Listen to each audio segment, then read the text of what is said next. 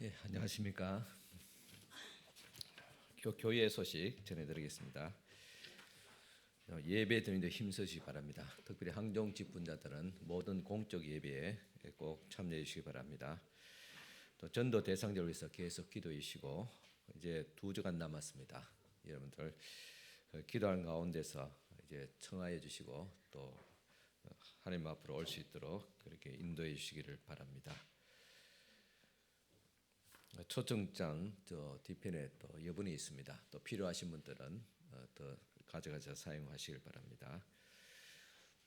비전회가 오늘 오후 1시에 푸른 초장에 써 있습니다. 우리 각 구역장, 또 권찰, 또 주방부 봉사자, 또 각 기관장, 또 선교회장 단 그렇게 꼭 참여해 주시기를 바랍니다. 구역 모임 오늘 오후 예배 후에 각 구역별로 장소에서 모이게 되겠습니다. 또 우리 중보기도 이번 주 수요일 오전 10시 30분 본당에서 있습니다. 그리고 전도대 11시에 있습니다. 또 다음 주까지 도론주일까지 우리 전도대하고 또 잠시 종강하도록 하겠습니다. 전반기 피대자 교육 계속 매주 토요일 날 오후 2시 청년부실에서 있습니다. 이웃사랑 전도잔치가 12월 첫째 주와 두 번째 주 오전 11시 본당에서 2번에 걸쳐서 있게 되겠습니다. 여러분 많이 협조해 주시기 바랍니다. 그리고 교회 창립 30주년 기념 예식이 12월 17일 오후 4시에 있게 되겠습니다. 또 각 선교회 총회는 다음 주에 가져주시길 바랍니다. 또 생명삶 큐티 12월로가 나왔습니다. 구독하신 분들은 받아가시 바랍니다.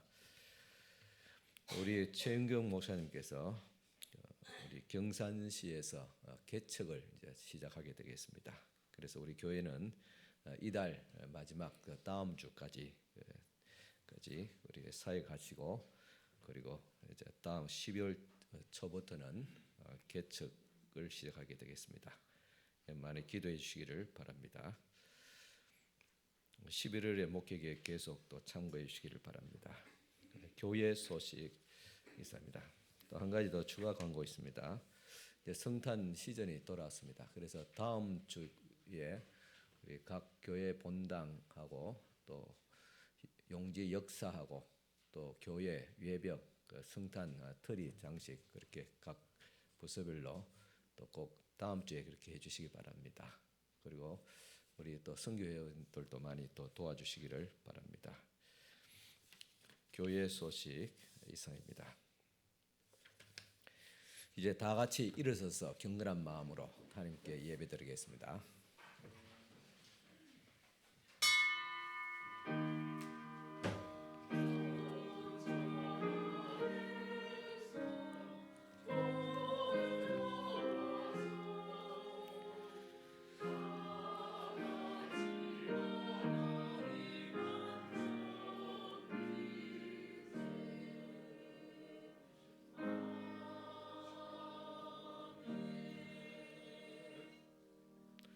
너희는 여호와 우리 하나님을 높여 그의 발등상 앞에서 경배할지어다.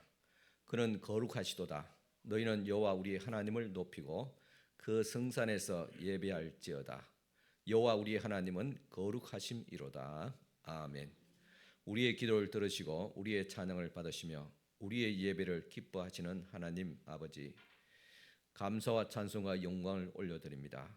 오늘도 거룩한 주일을 맞이하여 허물 많은 저희들을 택하여 주시고 가까이 오게 하사 주님의 뜰에 거하게 하시니 감사합니다. 예배하는 우리의 영혼이 하나님 한 분만으로 만족하게 하옵소서. 이전보다 더욱 하나님을 사랑하시며 주님께서 들려주시는 말씀을 들을 때 새 힘을 얻게 하옵소서. 예배의 시종을 주님께 맡겨오며 예수님의 이름으로 기원하옵나이다. 아멘. 다 같이 앉으셔서 전도 대상자를 위해서 또 한 주간 동안 삶을 돌아보면서 고백의 기도를 드리시겠습니다. 아버지, 거룩하신 하나님 아버지, 우리의 인생에도 언젠가는 결산할 때가 있음을 또 생각해 봅니다. 주님께 받은 물질과 능력과 건강과 지혜를 많이 소유하고 있는 자들입니다. 그러나 저희들은 달란트를 땅에 묻어둔 어리석은 종과 같이 주님께 주신 능력을 선용하지 못했습니다. 게을러서 주님의 일에 힘쓰지 못했고 두려워서 복음을 전하는 일에 뒤로 물러났습니다. 주님, 잔치의 초청에는 핑계를 대었지만 세상의 일에는 밥 깔고 장사하는 데 마음을 쏟으며 살아왔습니다. 주님 앞에 서는 날 게으르고 악한 종이라 책망받을까 봐 두렵습니다.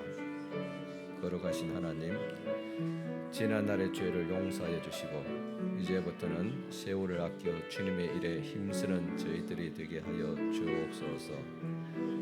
예수님의 이름으로 이 고백의 기도를 드립니다. 아멘.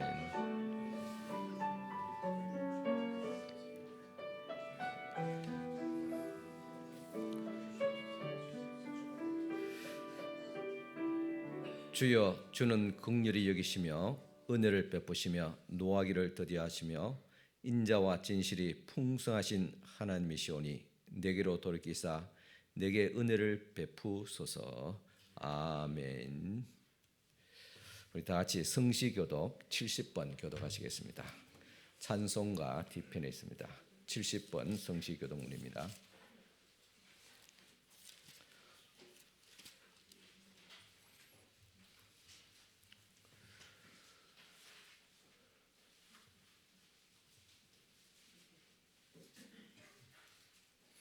내가 붙드는 나의 종, 내 마음에 기뻐하는 자, 곧 내가 택한 사람을 보라.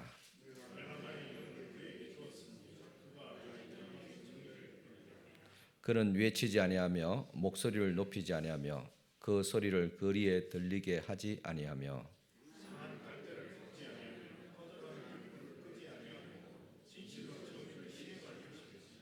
그는 쇠하지 아니하며 낙담하지 아니하고 세상에 정의를 세우기에 이르리니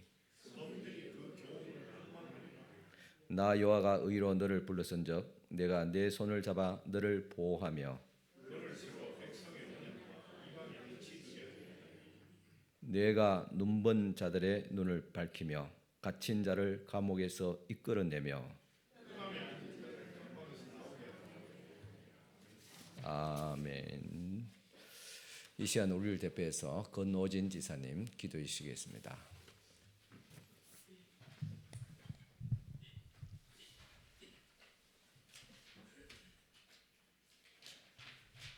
기도드리시겠습니다. 하나님 아버지 감사합니다. 주일 이렇게 나와 예배와 찬양 드리게 하여 주시니 감사드립니다. 지난 한 주간 삶을 돌아보면 마음으로 육체로 하나님의 생각과 다르게 살아왔음을 고백합니다. 저희의 죄를 용서하여 주시옵소서. 한 해를 마무리하는 시점입니다. 올 한 해 저희 교회에 내려주신 은혜에 감사드리고 내년에도 주님께서 저희 교회의 주인 되어 주셔서 하나하나 모든 것들 관리하여 주시고 부족함 없도록 이끌어 주시옵소서. 날씨가 본격적으로 추워지고 있습니다. 유청도부부터 성년까지 모든 분들에게 건강 지켜 보호해 주시고 또한 풍성한 은혜 내려 주시옵소서. 12월 3일, 10일 전도단체가 계획하고 있습니다. 주변에 예수님을 알지 못하는 사람에게 복음을 전하여 그들에게 복음이 씨앗이 뿌러져 복음을 들을 수 있도록 도와주시옵소서. 교회를 위하여 찬양대로 교사로 청소로 주방부 등으로 섬기는 손길이 많이 있습니다. 그들의 노고를 주님께서 기억하여 주시옵소서. 이 시간 말씀 전하시는 목사님께 영육간의 간결함을 허락하여 주시고 큰 은혜 내려 주시옵소서. 감사드리며 우리를 구원하시는 예수님의 이름으로 기도드립니다. 아멘.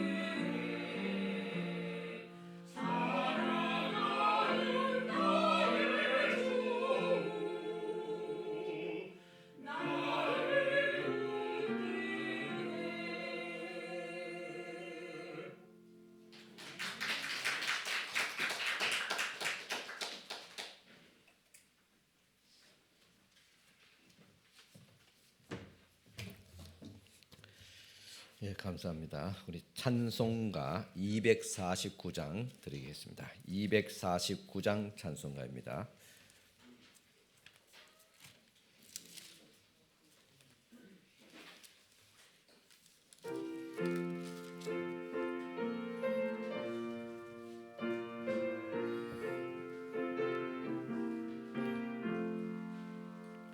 주 사랑하는 자 다 찬송할 때에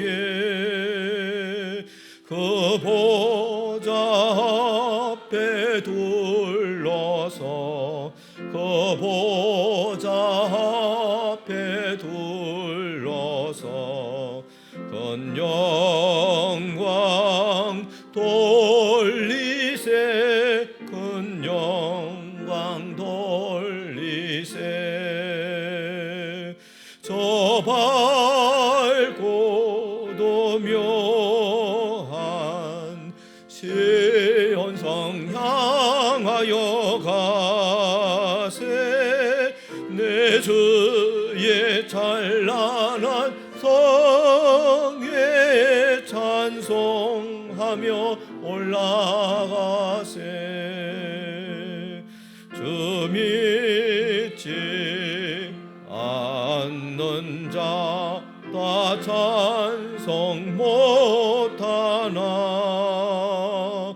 하나님 자녀 된 자들 하나님 자녀 된 자들 그 기쁨 전하세 그 기쁨 전하세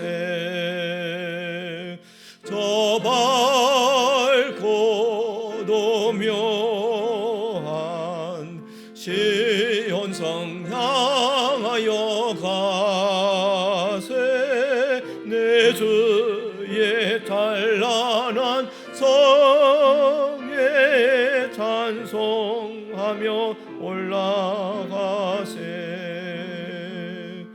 저 하늘 왕검길 나 올라갈 때에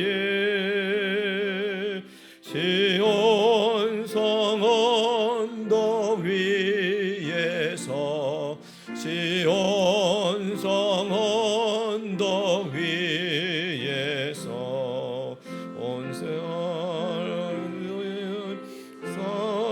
선사들 날 인도하리라 저 밝고도 묘한 시온성 향하여 가세 내 주의 찬란한 성에 찬송하며 올라가세 내 눈물 다 씻고 늘 찬송 부르리 저 임마누엘 주 앞에 임마누엘 주 앞에 나 영광 누리리 나 영광 누리리 저 밝고도 묘한 시온성 향하여 가세 내 주의 찬란한 성에 찬송하며 올라가세 아멘. 네, 봉헌 기도 드리겠습니다.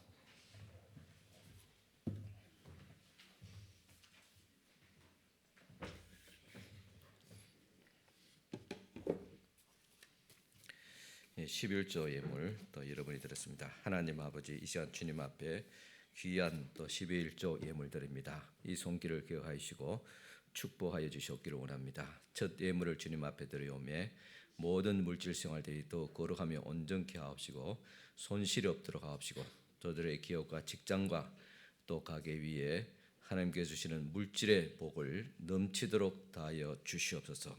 또 주님 앞에 감사하며 범사에 감사하며 드립니다. 또 하나님 은혜로 깨끗하게 하여 주심을 또 감사를 드립니다. 또 자녀를 지키는 것이 너무 고달파 주님의 교회를 또 자리를 지키는 것을 또 주님께서 또 복을 다하시고 또 귀한 은혜 다하여 주시옵소서.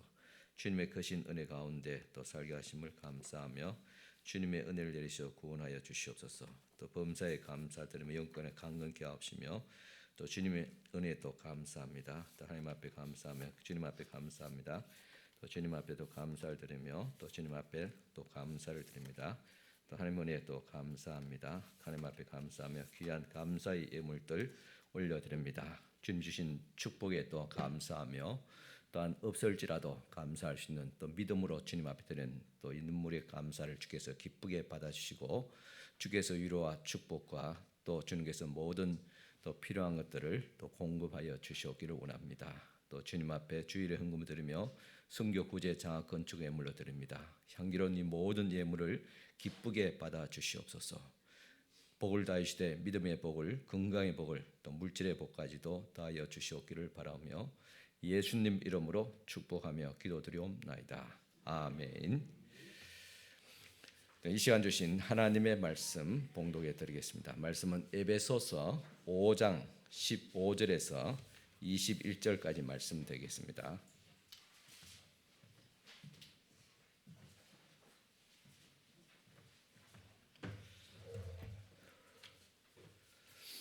에베소서 5장 15절에서 21절까지 찾으시고 다 같이 일어서서 하나님 말씀 받으시기 바랍니다.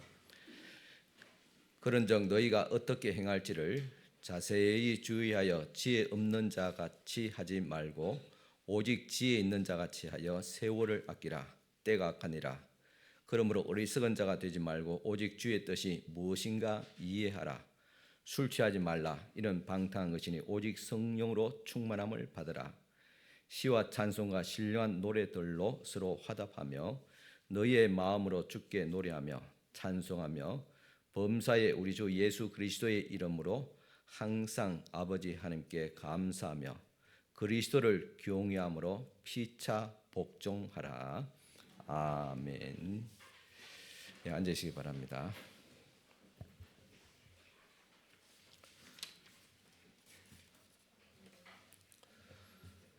여러분 한 주간 또 잘 지내셨습니까?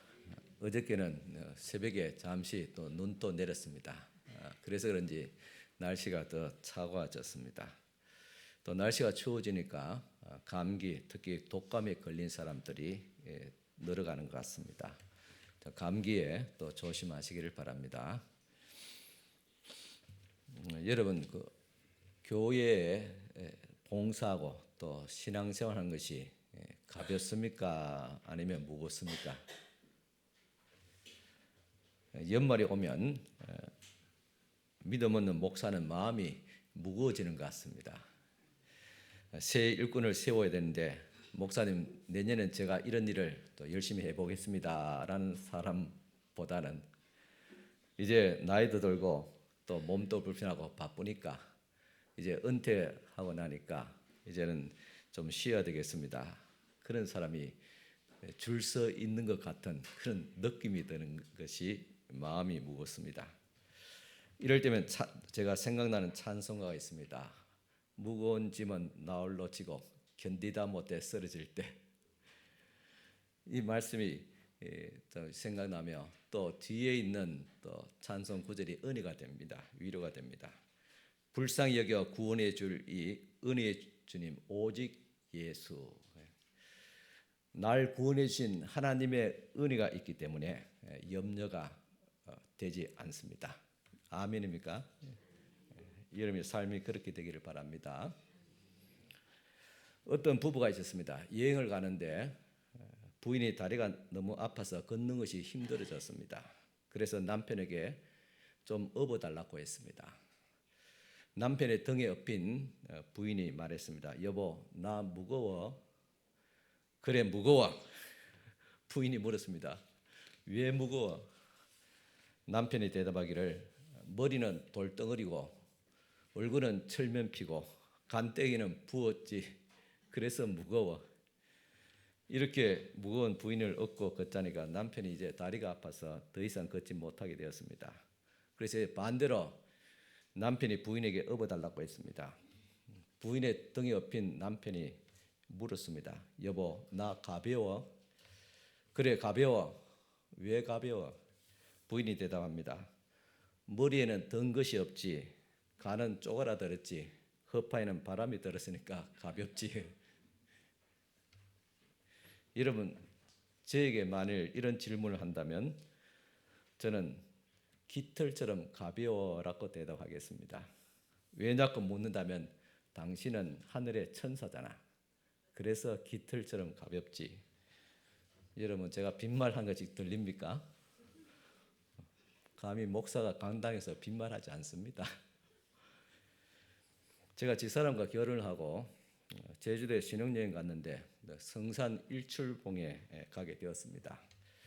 여러분들도 한 번은 올라가 보셨줄 압니다. 한라산과 같은 화산 분화구로 가파르고 오르기가 만만치 않습니다. 저희 사람이 잔치 뒤에 몸이 굉장히 피곤하고 힘들다기에 가보긴 한번 가봐야 되는데 그런 생각에 제가 집사람을 업고 1시간 동안 그 성산 일출봉을 걸어서 올라갔습니다. 왜 그럴 수 있느냐고 묻는다면 뭐 두 가지 대답이죠. 한 가지는 미쳤던지 아니면 진짜 사랑하던지 뭐 둘 중에 하나일 거예요. 여러분이 저에게 또 만일 목사님 목회가 무겁습니까? 가볍습니까? 그렇게 묻는다면 저는 이렇게 대답할 것입니다. 깃털처럼 가볍습니다. 왜 자꾸 묻는다면 여러분들은 천국 백성이잖아요. 앞으로 천국 백성, 그러니까 깃털처럼 가볍지요. 여러분이 또 물어봅니다. 여러분 교회 다닌다는 것이 또 신앙생활 한다는 것이 무겁습니까? 가볍습니까? 이제 여러분이 대답해야지요. 무겁다 하는 것 같기도 하고 가볍다 하는 것 같고 묵묵부담이 같습니다. 연말이 되면 이제 선교 회장도 또 임원도 이렇게 또 뽑아야 되고 또 이렇게 교회에서 또 책임을 만든다는 것이 여러분 무겁습니까? 가볍습니까? 이 시간 빌려서 말씀드리자면 그래도 할 만한 사람들이 또 다음 주에 총회하자는 할 수 있기를 바랍니다. 신앙의 연륜도 적고 몸도 불편한데 순번이 되었다고 억지로 맡기는 그런 짓을 하지 않기를 바랍니다. 진짜 할 만한 사람 또 해달라고 또 할 만한 사람 또 해야지요. 할 때까지는. 누가 합니까? 다음 주면 선교의 총회가 있습니다. 지난번에 코로나 때문에 활동을 거의 하지 못했기 때문에 한 해 더 맡아달라고 그때 말씀을 드렸습니다. 미안하지만 금년에도 마찬가지일 것 같습니다. 코로나는 종식되었지만은 교세는 아직 회복되지 않았습니다. 그런대로 나이가 되었다고 그냥 위에 선교를 일용할 것 같으면 진짜 일할 사람이 별로 없습니다. 그래서 지금 금년에도 지금처럼 마찬가지로 섬겨야 될 것 같습니다. 뭐 그게 힘들다면 열심히 전도해서 지금이라부터 열심히 전도해서 선교 인원들이 보충될 때 그때 나이별로 또 이동해야 되지 않겠습니까? 그래도 목사님 저는 못하겠습니다. 그래 은퇴하고 싶습니다고 말한다면 방법이 있긴 있습니다. 나 같은 일꾼 한 사람을 세워놓으면 됩니다. 그리고 선교에 올라가든지 은퇴하든지 그렇게 해야 되지 않겠어요? 그것도 힘들다면 세 사람을 이번 기회에 세 사람을 좀 등록시키면 됩니다. 왜 세 사람이냐? 세 사람 정도는 등록시켜놔야지 그 가운데 한 사람 일꾼이 나올 수 있기 때문입니다. 그것도 힘들다면 이제는 선택 기회는 하나밖에 없습니다. 있는 데서 열심으로 우리가 충성을 다하는 것밖에 없습니다. 지금 피택자 훈련을 매주 토요일마다 지금 하고 있습니다. 어제 세 번째 모임을 가졌습니다. 교육을 마친 후에 임직식을 어떻게 준비할 것이냐에 대해서 조심스럽게 말씀을 드렸습니다. 임직식을 하기 위해서는 적지 않는 또 예산이 듭니다. 대략 예산의 절반을 또 임직자가, 절반은 교회에서 부담을 하는 예산을 세웠습니다. 그런데 문제는 이번에 임직자가 권사 피택자 2분밖에 되지 않습니다. 그 말은 개인적인 부담이 클 수밖에 없다는 것입니다. 아마 어느 때 임직식 또 임직자보다도 많은 부담을 지은 것 같습니다. 그래서 제가 조심스럽게 예산에 대해서 설명을 들었습니다. 그랬더니 지사님이 듣자마자 목사님 언제까지 누구에게 내면 됩니까? 라고 말씀을 해 주셨습니다. 그때 제 마음이 뭉클하기도 하고 또 미안하기도 하고 또 고맙기도 했습니다. 여러분 다시 묻습니다. 교회 일 하는 것이 무겁습니까? 가볍습니까? 무겁다면 왜 무겁다고 느낍니까? 한마디로 은혜가 없기 때문입니다. 왜 가볍다고 느낍니까? 은혜가 있기 때문입니다. 그 은혜가 무엇입니까? 그럼 어떤 분은 이런 생각을 하더라고요. 목사님, 우리에게 은혜를 많이 주시면 절로 봉사하게 되지 않겠습니까? 맞는 말씀입니다. 그러면 은혜로운 말씀이라는 것이 무엇입니까? 설교를 들을 때 가슴이 뭉클하고 찡하면 은혜가 됩니까? 그런 은혜는 뒤돌았으면 금방 식어버립니다. 그러면 식지 않는 변함이 없는 은혜가 무엇입니까? 제가 매주 월요일 오전에 듣는 독서와 설교 강좌에서 한 책을 소개받았습니다. 그 책의 제목은 과격한 감사, 대담한 감사라는 뜻입니다. 보통 감사가 아니라 대단한 감사입니다. 이 책에서 이 과격한 감사, 대담한 감사는 어떤 것이냐는 질문에 근거가 있는 감사라고 했습니다.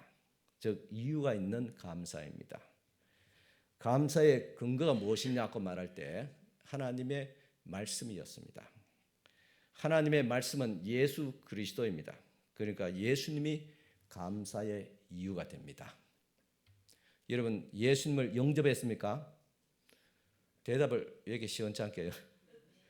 예수님 영접했습니까? 아멘. 예수님을 사랑합니까? 예수님이 내 안에 계십니까? 그렇다면 충분히 감사할 이유가 있습니다. 근거가 있습니다. 이것이 은혜입니다.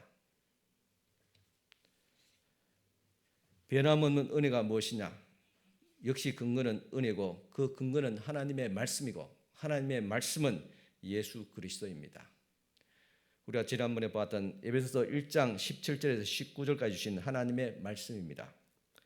같이 한번 읽어볼까요? 에베소서 1장 17절에서 19절입니다.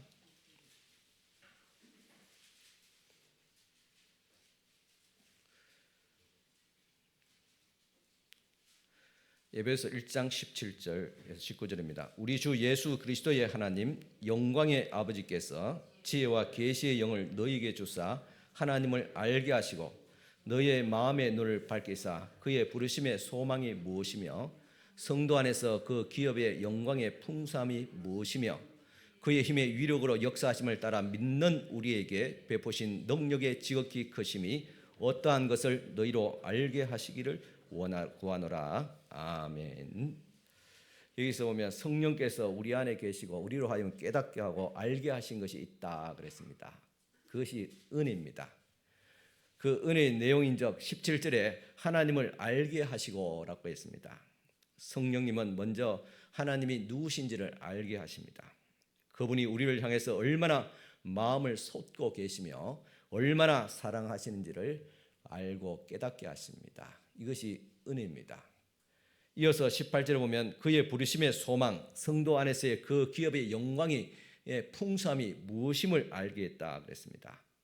하나님께서 우리를 주님의 자녀로 부르셔서 누리게 하시는 그 기업, 상속이 얼마나 풍성한 것이며 얼마나 영광스러운 것인가를 알게 한다. 이것이 은혜입니다. 마지막으로 19절 보면 우리에게 베푸신 능력이 얼마나 크신지 그분이 얼마나 크고 놀라우신 능력의 하나님이신지를 알게 한다. 우리에게 주신 이 은혜를 우리가 누릴 수 있도록 우리에게 능력을 주시는 하나님, 우리로 하여금 하나님의 은혜를 받을 만한 자녀로 주께서 날마다 우리를 새롭게 하시는 하나님을 인하여 우리는 감사하게 됩니다.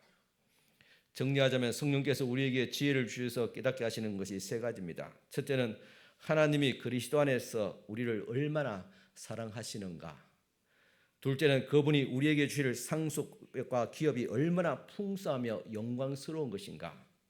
셋째는 연약한 우리를 그러한 상속자로 만들어 가시는 하나님의 능력이 얼마나 위대한가를 우리로 하여금 알게 합니다.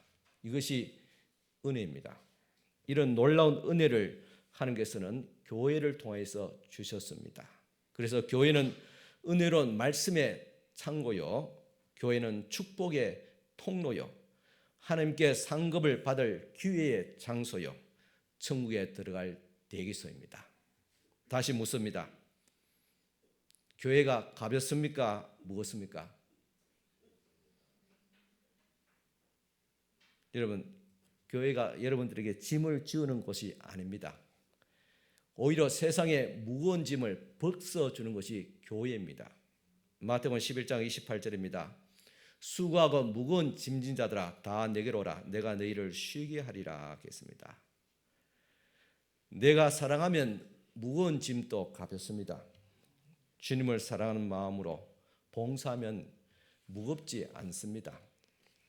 에베소 5장 15절 오늘 본문의 말씀입니다. 그런즉 너희가 어떻게 행할지를 자세히 주의하여 지혜 없는 자 같이 하지 말고 오직 지혜 있는 자 같이 하여겠습니다. 너희가 어떻게 행할지 자세히 주의 깊게 지혜가 없는 자 아니라 지혜 있는 자 같이 하라 그랬습니다. 이처럼 통 큰 은혜를 받은 우리가 어떻게 살아갈지 신중하게 생각해야 됩니다. 뒤에 오지만은 시간이 그렇게 많지 않습니다. 이 기회를 놓쳐버려서는 진짜 억울하고 불행한 인생이 되기 때문입니다. 그래서 오늘 주신 말씀 통해서 우리가 어떻게 살아가야 할지를 우리가 알아야 됩니다. 어떻게 살아가야 될까? 평범한 말이지만은 그러나 중요한 말입니다. 어떻게 살아가야 될까? 먼저 우리가 어떻게 행할지를 생각해야 됩니다. 우리가 이 세상에 살아갈 때, 사람을 만날 때, 그리고 시장에 가서 물건을 살 때나 어떻게 행할 것인가 그렇게 생각하면서 하지 않습니까? 우리가 자세히 주의 깊게 살펴야 한다는 말씀입니다. 왜냐하면 우리는 예수 그리스도의 피값으로 사신 믿음의 공동체요 하나님의 백성이기 때문입니다. 우리가 어떻게 살아가야 되는가, 또한 어떻게 살고 있는가 참 중요합니다. 그리스도의 삶에는 많은 생각들이 필요합니다. 한 발 떼는 것이 조심스러워야 됩니다. 그리스도의 삶이란 것은 그 자체가 바로 전도요 선교가 되기 때문입니다. 오늘 우리의 행동을 통해서, 우리의 말을 통해서 그리스도를 전하게 됩니다. 그래서 바울은 그 사랑하는 교회들 향해서 너희는 그리스도의 편지다 그런 말을 한 적이 있습니다. 이 말은 우리의 삶 자체가, 우리의 말과 우리의 행동 자체가 그리스도를 나타내는 전도지입니다. 여러분, 전도지가 지금 괜찮습니까? 우리의 행동을 통해서 그리스도가 누구시며 하나님이 어떤 분이신지, 복음이 무엇인지를 드러내게 됩니다. 우리의 행동 거지를 조심스럽게 해야 할 이유가 바로 여기 있습니다.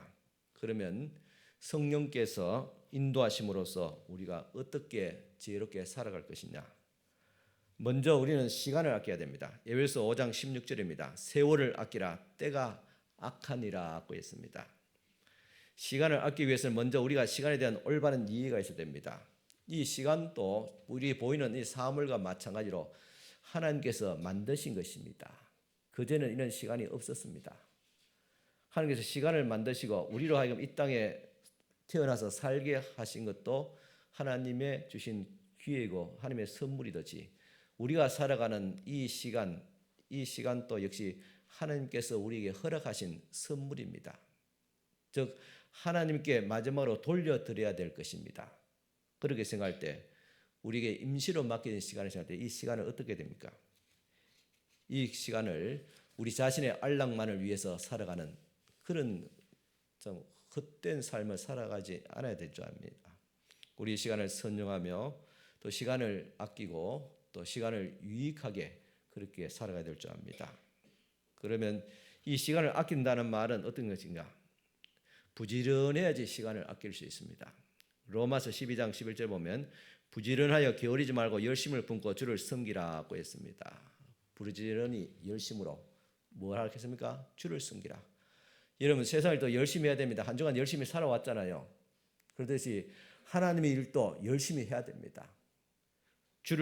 열심히 주를 섬기라 그렇게 말씀했지 않습니까? 또 잠언서 6장 6절을 보면 게으른 자여 계미기로 가서 그 하는 것을 보고 지혜를 얻으라 했습니다. 부지런한 것이 바로 시간을 아끼는 것을 선용하는 것입니다. 데살로니가후서 3장 10절에는 누구든지 일하기 싫어하거든 먹지도 말게 하라고 경고하고 있습니다. 게으름은 시간에 대한 범죄입니다. 또 기회를 소중히 여겨야지 이 시간을 아낄 수 있습니다. 전도서 3장에 보면 천의 범사에 때가 있다. 이 말은 기회가 있다 그랬습니다. 그러면 우리에게 주어진 이 시간의 때를 중요하게 생각하고 이 시간을 성실과 정직과 부지런함으로 채워야 될 줄 압니다. 또 이 시간은 하나님의 것이다. 우리의 주은 모든 물질이 하나님의 것이기 때문에 하나님의 것을 인정하는 마음에서 우리가 11조를 드립니다. 모든 것이 하나님께로부터 왔기 때문에 이것을 제일 먼저 첫 예물을 주님 앞에 드립니다. 그 정신이 11조 정신입니다. 마찬가지로 하나님께서 주어진 우리의 시간들이 있습니다. 이 시간에 또한 우리가 11조를 드릴 줄 아는 신앙이 되어야 될 줄 믿습니다. 그래서 오늘은 주일입니다. 주일은 주님의 날이고 우리의 개인적인 그런 사유할 수 있는 시간이 아닙니다. 그래서 일주일에 한 번 주님 앞에 드립니다. 시간에 11조를 주님 앞에 드리는 것입니다. 물질의 축복을 주님 받기 위해서는 11조를 드려야 될 듯이 삶의 축복을 받기 위해서는 이 시간에 11조를 주님 앞에 온전히 드릴 수 있어야 됩니다. 그래서 우리는 하루 일과와 중에서 일부를 쪼개어서 기도하고 전도하고 성경 읽고 찬송해야 합니다. 특히 성도는 일주일에 하루 즉 주일을 온전하게 드릴 수 있어야 됩니다. 바로 그날이 주님만을 위해서 지킬 수 있는 시간입니다. 또 우리는 한정된 시간을 살아감을 기억해야 됩니다. 주님의 날이 어제보다 오늘이 가깝습니다. 우리 개인적인 인생도 그러합니다. 우리에게 허락하신 시간은 그렇게 길지 않습니다. 저도 우리 버물지게 온 지 가만 생각하면 벌써 20년이 다 됐어요. 눈 깜짝했는데 벌써 20년이라. 또 한 번만 더 깜짝하면 어떻게 됐어요? 주님 앞에 갈 날을 기다리고 있겠지요. 참 길지 않습니다. 그리고 지금 우리가 살고 있는 이 시대는 악합니다. 때가 어둡습니다. 우리가 걸어가는 길에 많은 덫과 함정들이 놓여 있습니다. 그러므로 우리에게 남긴 이 시간을 우리가 최대한 활용해서 빛의 자녀다운 행보를 해야 될 것입니다. 세월을 아낀다는 의미는 또 17절 말씀에 이렇게 이어지고 있습니다. 그러므로 어리석은 자가 되지 말고 오직 주의 뜻이 무엇인가를 이해하라 했습니다. 즉 주의 뜻이 무엇인가를 이해하는 것이 우리 그리스도인의 지혜로운 삶인 것입니다. 비록 시간을 헛되이 낭비하는 일이 없을지라도 주의 뜻을 바로 이해하지 못하면 그렇게 시간을 전략하고 수하고 노력한다 할지라도 헛된 대로 돌아가 버리고 맙니다. 어떤 분은 목사님들 열심히 살고 있습니다. 잘합니다. 열심히 살아야 되지요. 그러나 그 열심히 사는 어떤 내용이 무엇이냐는 건 중요합니다. 그 열심히 살고 돈 벌고 자식 키우고 하는데 그 속에 과연 하나님의 뜻이 있는가 없는가를 그걸 생각해야 됩니다. 게으른 것도 물론 죄라 그랬습니다. 시간을 낭비하는 것이라고 했습니다. 더불어서 열심히 산다 할지라도 열심히 삶의 내용이 있어야지요. 우리의 삶의 내용 가운데서 주의 뜻이 무엇인가를 깊이 생각하며 살아가는 것이 바로 지혜로운 삶이고 그리스도인의 삶인 것입니다. 그러므로 주의 뜻을 바로 알아야 됩니다. 그래야지 우리의 흘린 땀과 노력의 가치가 있게 되고 눈물로 뿌린 의미도 살아나게 됩니다. 주의 뜻을 모르면서 또 지식이 많아도 열심히 산다 할지라도 어리석게 살 수밖에 없음을 명심해야 됩니다. 그래서 범사에 주의 뜻을 알기를 힘써야 됩니다. 우리가 아무리 열심히 살아도 하나님의 뜻과 무관한 삶을 살고 있다면 우리는 잘못된 삶을 살아가고 있습니다. 우리의 삶은 한 밖에 주어지지 않기 때문에 그렇게 살기는 너무나도 아쉽고 아니에요. 너무나도 불행합니다. 지혜를 나간 후에 아무리 후회한들 소용이 없습니다. 그래서 우리가 지금 바로 이 순간부터 우리에게 향하신 하나님의 뜻이 무엇인가를 분별해야 됩니다.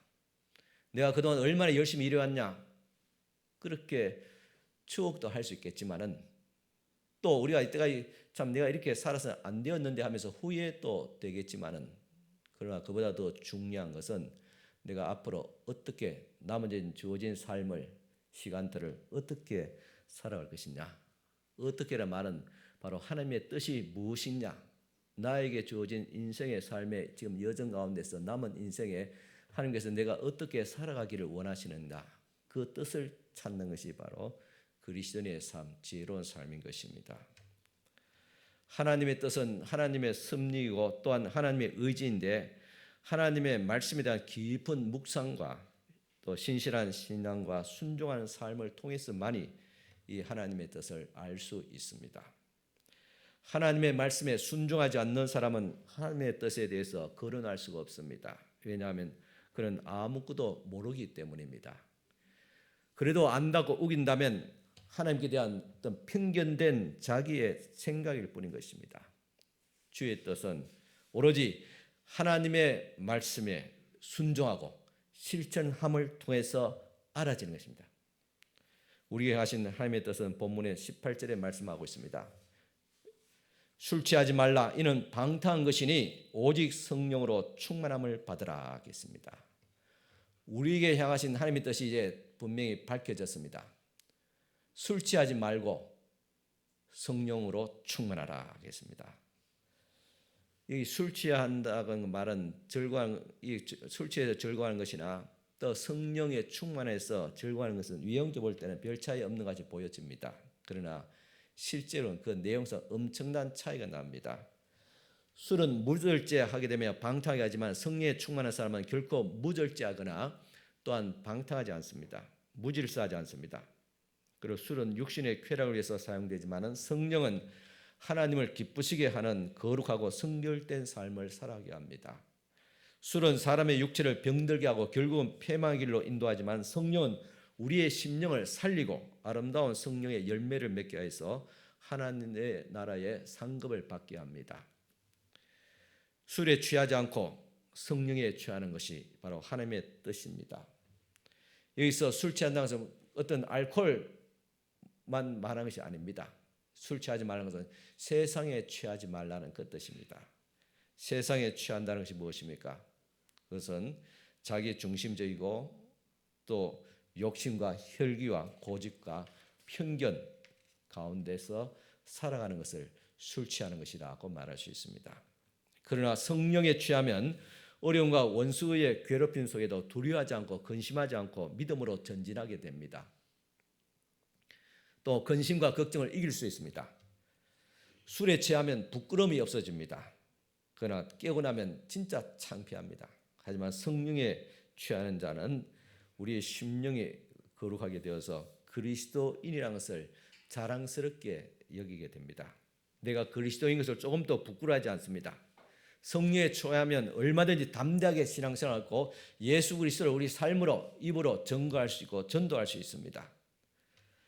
하나님의 백성은 성령이 아니시면 아무것도 할 수 없습니다. 그리스도인은 바로 성령으로 충만한 것, 이것이 하나님의 뜻입니다. 또 성령 충만이 한 교회가 살아있고 뜨겁고 은혜로운 교회입니다. 교회가 성령 충만 없으면 아무것도 아닙니다. 성령이 충만한 결과의 삶이 어떠한 것인가를 또 오늘 말씀 이제 19절에서 20절까지 말씀해 주고 있습니다. 에베소 5장 19절 20절입니다. 시와 찬송과 신령한 노래들로 서로 화답하며 너희의 마음으로 주께 노래하며 찬송하며 범사에 우리 주 예수 그리스도의 이름으로 항상 아버지께 감사하며 겠습니다. 성령 충만한 결과는 시와 찬송과 신령한 노래들로 서로 화답한다 그랬습니다. 여기서 화답한다. 이 말은 함께 한다는 것입니다. 우리가 하나님께 신령한 노래와 찬양과 하나님께 영광 돌리기 이것은 하나님의 예배의 내용들입니다. 내가 주님 앞에 예배할 뿐이라 화답한다는 것은 우리 같이 함께 더불어서 지금같이 우리 성도들이 신앙 공동체로 더불어서 주님 앞에 감사와 찬양과 영광을 돌린다는 것입니다. 이것이 성령 충만한 결과입니다. 또 성령 충만한 결과는 찬양과 감사로 이어지게 됩니다. 시와 찬미와 신령한 노래로 서로 화답하며 너희 마음으로 주께 노래하며 찬송하며 겠습니다. 술 취한 사람은 술주정꾼으로 노래를 부릅니다. 기쁨을 구합니다. 그러나 성령으로 충만한 사람은 신령한 노래를 하며 하나님을 찬양하며 감사하게 됩니다. 이 찬송에 있어서 가장 중요한 핵심은 바로 감사입니다. 찬양은 감사를 고을 붙여서 부르는 것입니다. 그래서 이 찬송에 있어서 가장 중요한 감사를 했는데 성령 충만하지 않고는 결코 우리가 범사에 감사할 수가 없습니다. 어떻게 감사할 수 있습니까? 손해를 보도 감사할 수 있습니까? 내 것이 빼앗기도 감사할 수 있습니까? 누구에게 무시를 당해도 감사할 수 있습니까? 감사할 조건이 하나도 없는데도 감사할 수 있습니까? 성령 충만하면 감사합니다. 하박국 선지자는 성령 충만했기 때문에 보통 일반적으로 말한 모든 물질과 건강과 어떤 여러 가지 주위의 사람들 관계라든가 이런 것들이 없을지라도 나는 여호와로 인하여 감사한다. 절대적인 감사, 통큰 감사, 담대한 감사를 하고 있는 것입니다. 이런 감사가 오늘 저와 여러분들 있기를 축원합니다. 초대교회는 성령 충만한 사도와 제자들이 대적자들이 많이 있었지만은 그것을 담대하게 맞서 이겼습니다. 또 이런 성령 충만한 교회를 이끌어서 주위의 사람들은 술에 취했다. 그렇게 어떤 신비한 새술에 취했다. 그렇게 비꼬았습니다. 분명하긴 취하는데 제정신이 아닌 술이 아니고 그러니까 새술에 취했다고 비방하는데 사실은 성령에 취했던 것입니다. 이해할 수 없는 감사를 드렸습니다. 성령 충만하게 되면 참 우리는 이해가 되는 감사들, 납득이 되는 감사만을 드린 것이 아니라 이해되지 않더라도 납득이 되지 않더라도 하나님 앞에 감사할 수 있습니다. 교회는 불만과 의심으로 가득한 이 세상에 감사를 말할 수 있는 유일한 그런 공동체입니다. 감사의 말로 하나님을 인정하고 예배하는 가장 기초가 되는 태도이자 마음가짐입니다. 하나님께서 주신 것을 감사합니다. 아니, 하나님으로 인하여서 감사합니다. 그렇게 되어지는 고백이 있습니다. 어떤 한 노총각이 있었습니다. 하나님 앞에 순전한 자매를 만나기 위해서 오랫동안 기도했습니다. 어느 날 기도 응답처럼 그런 자매가 나타나고 두 사람은 결혼을 했습니다. 모든 성도가 기대한 것 이상으로 이 가정은 교회의 본이 되었습니다. 그런데 이 가정에 아이가 없어서 어려움이 있었습니다. 온 교회가 그 가정을 위해서 기도했습니다. 놀랍게도 하나님께서 그 기도를 들으시고 그 가정에 아이를 허락해 주셨습니다. 시간이 지나서 병원에 가서 진료를 받는데 그 뱃속에 있는 아이가 장애를 가지고 있다는 것입니다. 그리고 태어났을 때 평생 장애를 가지고 살아갈 수 있을 것이라고 말합니다. 이 가정은 결국 이 아이를 낳기로 하였고 아이는 예상대로 장애를 가지고 태어났습니다. 모든 성도가 그 가정을 걱정했습니다. 그런데 장애 아이를 낳은 그 자매는 어디를 가든지 그 아이를 자랑스럽게 보여주었습니다. 그 모습을 지켜보던 한 성도가 참 저 자매가 앞으로 끌고 갈 고통과 아픔을 생각하면서 굉장히 마음이 안타까웠습니다. 마치 자기 일처럼 생각했던 것입니다. 한 자매가 그 가정을 위해서 기도한 중에 하나님께 이렇게 호소했다고 합니다. 하나님, 입장을 좀 바꿔놓고 생각해 보세요. 이럴 수가 있습니까? 그러자 하나님께서 이렇게 말씀하신 것 같이 느껴졌습니다. 그래, 입장을 바꿔놓고 생각해 보자. 나는 전능하신 하나님이다. 전능한 내가 아들을 십자가의 고통소로 밀어 넣을 때 내 마음이 어떠했겠는가? 그 아들이 책찍에 맞고 조롱을 받고 십자가에서 못 박히고 그 심장에 창으로 찔려 죽었을 때 아버지의 마음이 어떠했는가 입장을 바꿔놓고 한번 생각해 보라 그러시는 것 같았습니다. 그때 이 자매는 깨닫게 되었습니다. 하나님은 고통을 겪고 있는 성도들의 감사와 찬송을 통해서 역설적으로 자신의 사랑을 드러내신다는 사실입니다. 그러니까 여러분이 겪고 있는 고난이든 다른 사람이 겪고 있는 고난과 불평등이든 그 고난, 고통을 통해서 역설적으로 하나님의 고통을 우리에게 보여주고 있다는 사실입니다. 그리고 우리를 얼마나 사랑하시는가를 보여주고 있습니다. 그래서 고난을 당하고 있는 성도나 또 남을 바라볼 때 원망하지 않고 하나님 앞으로 더 나가서 그분을 노래하고 감사하며 찬송할 때 하나님은 그를 통해서 당신의 사랑을 드러내시게 되는 것입니다. 바울은 우리 주 예수 그리스도의 이름으로 하나님께 감사한다고 말하고 있습니다. 이것은 쉽게 말해서 예수님 때문에 감사한다는 말입니다. 그리스도 때문에 우리가 하나님을 아버지라고 부를 수 있고 구원을 받을 수 있고 지옥에서 천국으로 옮겨졌습니다. 또 영원한 하나님 나라의 기업을 약속받았습니다. 그분께 우리는 감사하며 찬송할 수 있습니다. 다시 말해서 그리스도께서 우리를 지배하실 때만이 우리가 그리스도 안에 있을 때만이 하나님을 향한 감사가 가능하게 됩니다. 그리스도께서 만물을 통일하시며 아버지께 감사와 영광을 돌리게 합니다. 에베소 5장 19절 20절 다시 읽겠습니다. 시와 찬송과 신령한 노래들로 서로 화답하며 너희 마음으로 주께 노래하며 찬송하며 범사에 우리 주 예수 그리스도의 이름으로 항상 아버지 하나님께 감사하며 했습니다. 방금 살펴본 이 19절과 20절 찬송과 감사에 대한 명령은 문법적으로 18절에 종속됩니다. 감사할 수 있는 이유가 18절에 나와 있습니다. 에베소 5장 18절 술 취하지 말라 이는 방탕한 것이니 오직 성령으로 충만함을 받으라 하겠습니다. 감사와 찬송이 어디서 나올 수 있는가? 다른 말인 성령 충만함부터 가능합니다. 성령 충만의 결과가 그리스도 안에서의 감사와 찬양인 것입니다. 반대로 불평과 불만은 성령 충만하지 않기 때문입니다. 교회에서 많은 것도 말이 많은 것도 문제가 많은 것도 성령 충만하지 않기 때문입니다. 우리는 성령 충만함을 받아야 됩니다. 이것이 그리스도 안에서 우리에게 향하신 교회를 향하신 하나님의 뜻입니다.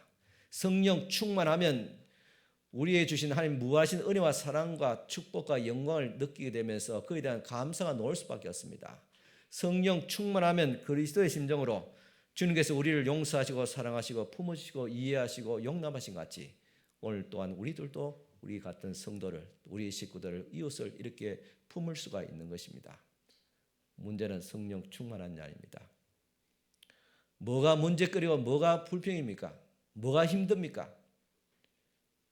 그 중심에는 성령이 충만한가 그렇지 않는가에 있습니다. 그래서 성령 충만은 우리에게 하신 하나님의 뜻입니다. 20절에 범사에 우리 주 예수 그리스도의 이름으로 항상 아버지 하나님께 감사하며 겠습니다. 찬양하는 마음은 감사하는 마음을 가진 자입니다. 다시 말해서 감사는 찬양의 핵심적인 요소입니다. 하나님께서 우리에게 베푸신 은총들을 기억하면서 그것들을 감사히 여기는 것은 성도의 마땅한 본분입니다. 범사에 감사하며 살아갈 때 하나님께서는 감사의 조건이 더욱 넘치도록 채워주실 것입니다. 이제 에베소 5장 21절입니다. 그리스도를 경외함으로 피차 복종하라. 같이 한번 읽겠습니다. 그리스도를 경외함으로 피차 복종하라 하겠습니다. 이것이 오늘 우리에게 주어진 모든 말씀의 이제 마지막 결론입니다. 그리고 에베소서의 결론이기도 합니다. 에베소서의 주제가 뭐라 했습니까? 하나님의 은혜로 선택함을 택함을 받은 구원받은 사람의 공동체에 대한 교회에 향한 교회를 온전하게 하는 것이 에베소서의 말씀의 핵심입니다. 그러면 어떻게 교회를 온전케 하냐? 그것이 바로 오늘 에베소 5장 21절에 있습니다. 그리스도를 경외함으로 하나님을 존중히 여기고 하나님을 믿음으로 말미암아 피차 복종하는 것입니다. 바울은 그리스도를 경외함으로 피차 복종하라고 권고합니다. 피차 복종한다는 것은 자신을 낮추고 상대방을 존중히 섬기라는 뜻입니다. 그런데 겸손과 낮아짐은 타락한 이런 본성을 거스립니다. 왜 이 세상에 많은 문제들이 있습니까? 이유는 하나입니다. 자신을 높이고 다른 사람을 낮추기 때문에. 내가 저 사람보다 더 나아야 되고 내 인생도 더 나아는데 그렇지 못할 때는 그것이 불만과 어떤 외로움과 열등감으로 가득 차게 됩니다. 가진 자에 대한 불만과 없는 자에 대한 무시함을 드러내게 됩니다. 왜냐? 내가 저 사람보다 더 낫다고 생각하기 때문에 그렇습니다. 그런데 성경은 분명히 말합니다. 그리스도를 경외함으로 피차 복종하라. 남을 나보다 더 낫게 여기라 그랬습니다. 상대방을 존중하라 그랬습니다. 이런 마음이 바로 타락한 인간의 본성을 거스립니다. 타락한 인간의 본성이 무엇입니까? 성경에 말하는 세상 술에 취했다는 건 뭡니까? 지극히 자기 중심적입니다. 내가 다른 사람보다 더 낫고 내가 대접받아야 되고 내가 존중받아야 되고 내가 뭐든지 잘해야 되고 그렇게 생각하는 그런 태도들, 이것은 인간의 타락의 본성입니다. 왜 인류가 대체로 범죄가 타락했습니까? 아담과 하와가 마귀의 꼬시는 말을 가만히 들어보니까 그 말을 들으면 자기들도 하나님같이 되어진다니까, 아니 하나님보다 더 위대한 존재가 될 수 있지 않을까 하는 그런 마음의 교만이 가득 차게 됐습니다. 이게 타락한 마음의 출발입니다.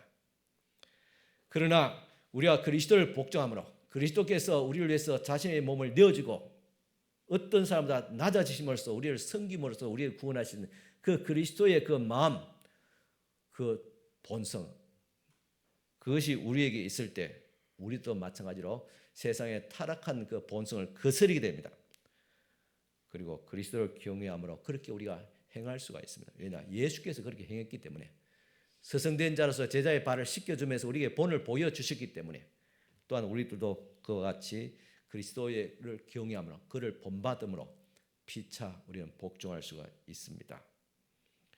예수 그리스도께서는 하늘의 높은 보좌를 버리시고 스스로 낮아지시고 인간이 되실 뿐만 아니라 십자가에 죽기까지 낮아졌습니다. 이렇게 인간의 본성과 타락한 본성을 거스리는 예수의 결단과 희생이 있었기 때문에 인간의 본성을 따라서 타락했던 우리 인류를, 우리 인생을, 우리를 구원해 줄 수가 있었습니다. 예수님이 스스로 낮추신 이유는 하나님의 뜻에 복종하기 위한 것입니다. 죄인들은 하나님의 뜻을 복종하는 것이 아니라 하나님의 뜻을 거스립니다. 그러나 그리스도께서는 하나님의 뜻에 복종하시고 그리고 죄인들을 하나님의 자녀로 높여주셨습니다. 자기는 낮추고 우리를 하나님의 자녀로 그렇게 회복시켜 주셨다는 사실입니다. 예수님은 부유하신 분으로서 스스로 가난하게 되심을 통해서 가난한 우리들을 부유하게 했습니다. 예수님은 제자들의 발을 씻겨주시면서 당신께서 그 발을 씻어주셨으나 그들도 그 스스로의 발을 씻어주라고 말씀하셨습니다. 피차 자신을 낮춰서 섬김으로 예수님이 보여주신 그 사랑을 실천하라는 명령입니다. 성도가 이 말씀에 순종함을 통해서 남을 자신보다 낮게 여기고 섬기려고 한다면 대부분의 갈등과 다툼과 불평들이 사라지게 될 것입니다.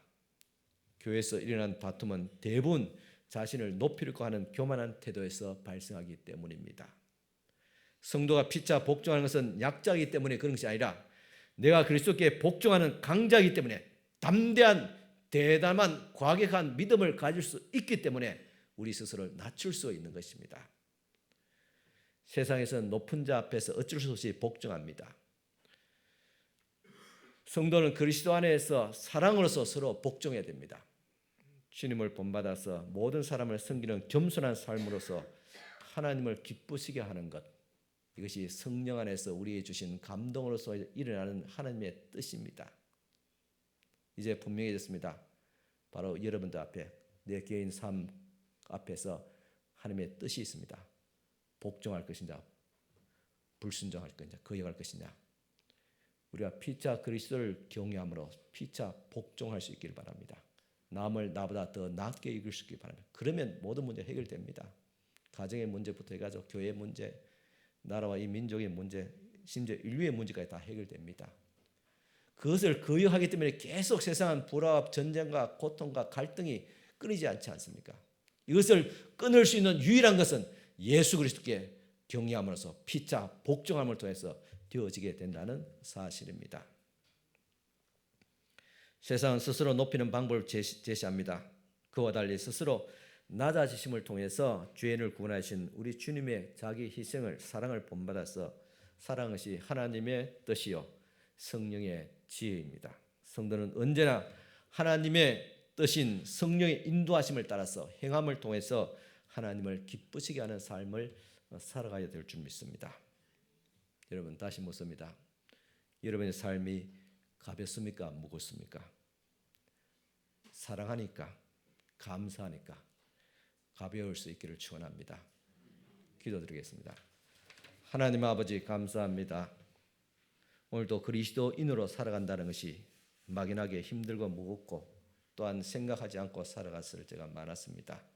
아버지 하나님, 하나님께서 그리스도를 통해서 우리에게 보이신 놀라우신 은혜와 사랑과 축복하심과 성령의 감화교통 충만하심과 인도하심을 통해서 이제는 우리가 그리스도를 본받고 피차에 서로 존중할 수 있는 저희들 되어지게 하여 주시옵소서.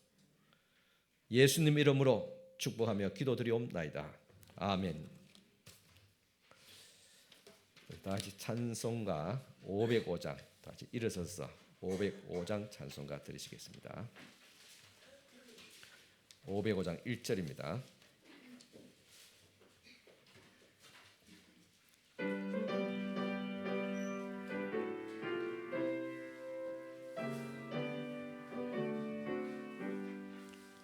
온 세상 위하여 나 복음 전하리 만 백성 모두 나와서 주 말씀 들으라 죄 중에 빠져서 헤매는 자들아 주님의 음성 듣고서 너 구원 받으라 전하고 기도해 매일 정인 되리라 세상 모든 사람 다 듣고 그 사랑 알도록.